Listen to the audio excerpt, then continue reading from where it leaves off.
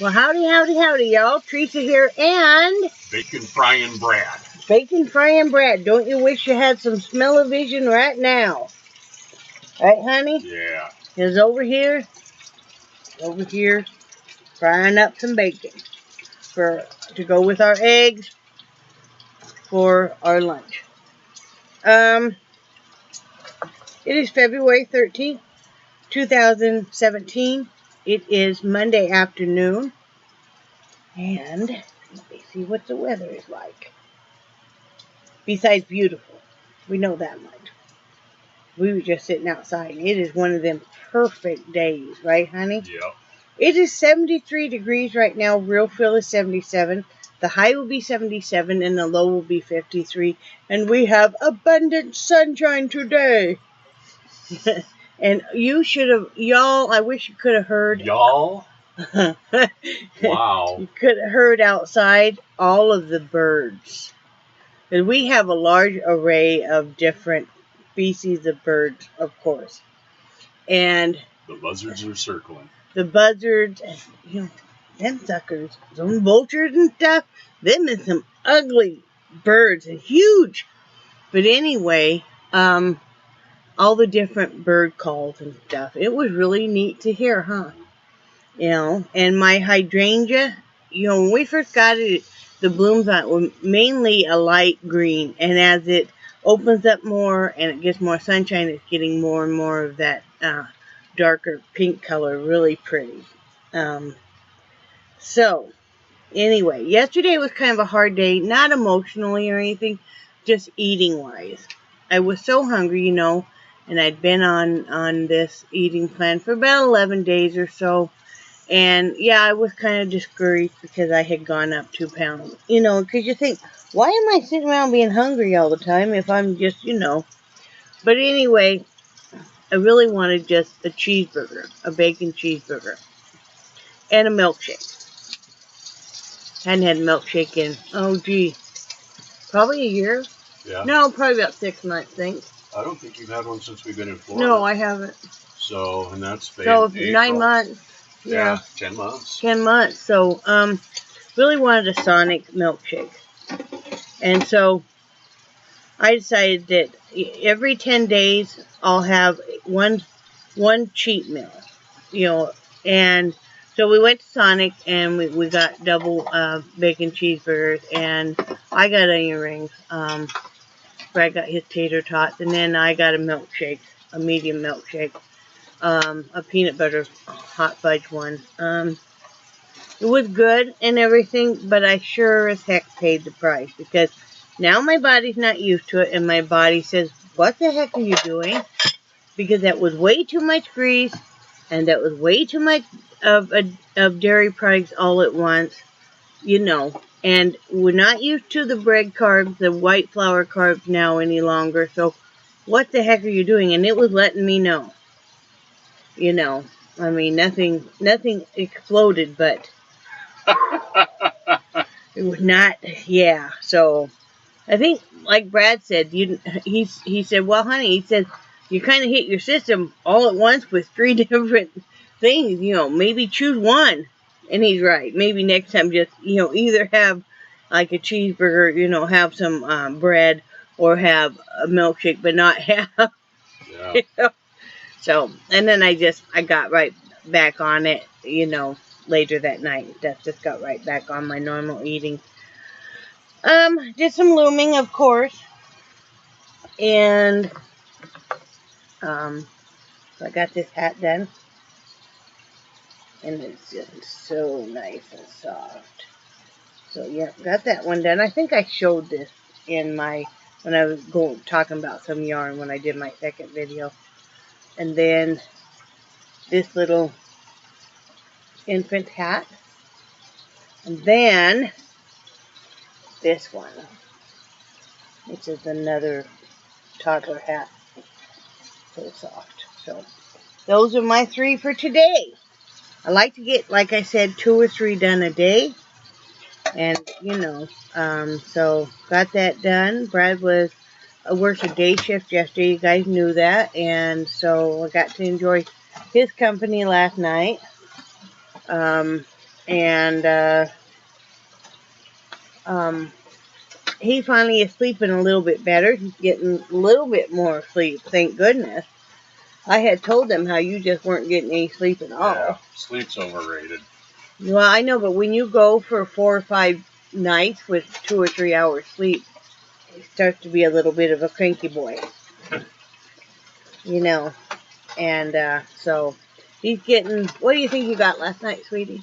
Oh, I probably got 6 hours, 6, 7 hours. And the night before you got about 6. So, yeah. You know, and he's not doing all the, but I think what's happening, we hope, is, and I don't know, if somebody tell me if you have ever done any diabetic socks. Now, like I said, he already wears diabetic shoes that were specially made, molded for his feet and everything. I mean, they did the foam molds, I don't know if you guys are familiar with that. I'm sure there's a YouTube video on it.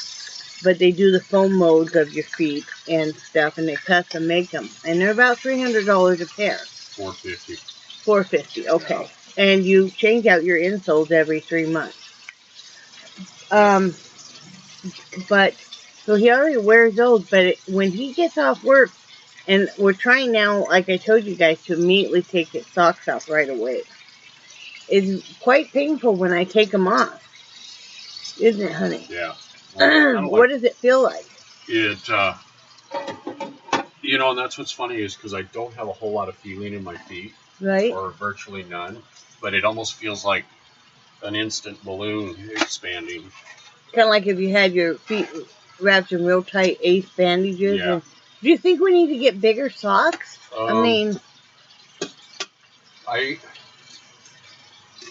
I don't think they make any bigger than what we're getting. Oh, I'm sure they do, honey. You can't tell me that somebody wears a size 13 is wearing a size 9/11 sock. Well, because the biggest size I've seen is size 10 to 13.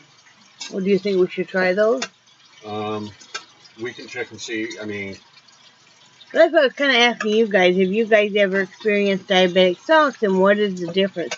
If you know. Of course, I'll do my research, too. But, so we've been trying to get those socks off right away. And then he spends a good hour or two in pain, and putting his feet up. He doesn't even want me to rub them or anything because it's too painful for me to rub them at that point in time. But I think they're having a chance to calm down enough that he's, spending enough time where he's able then to go to sleep because they've quit. Yeah. And that's what's funny is for the most part I don't have any feeling in my feet. Yeah. And then all of a sudden it's just like. Yeah, it's sad to watch because you can just, as I'm taking his socks off, he is wincing in pain and stuff. And it used to not be that way when I took his socks off, but now, what's going on? Oh, I was just coming back here to beat the eggs. Oh, okay.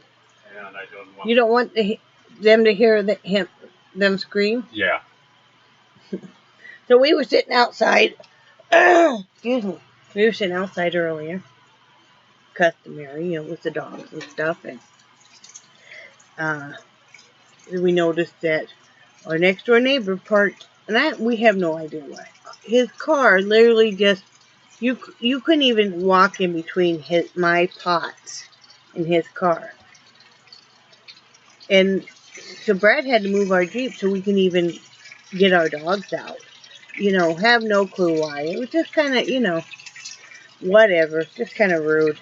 These are the ones that, we gave all the scarves to and everything. Have no idea why, but okay. It was just kind of, and I felt so boxed in because here's my chair. The pots are right in front. We've got one of the smallest areas for a lot here. And then all the electrical pole for this whole section, and that box is back here in what would be essentially our little area, and a bunch of the cables to steady, it's probably grounding cables. No, it's anchoring.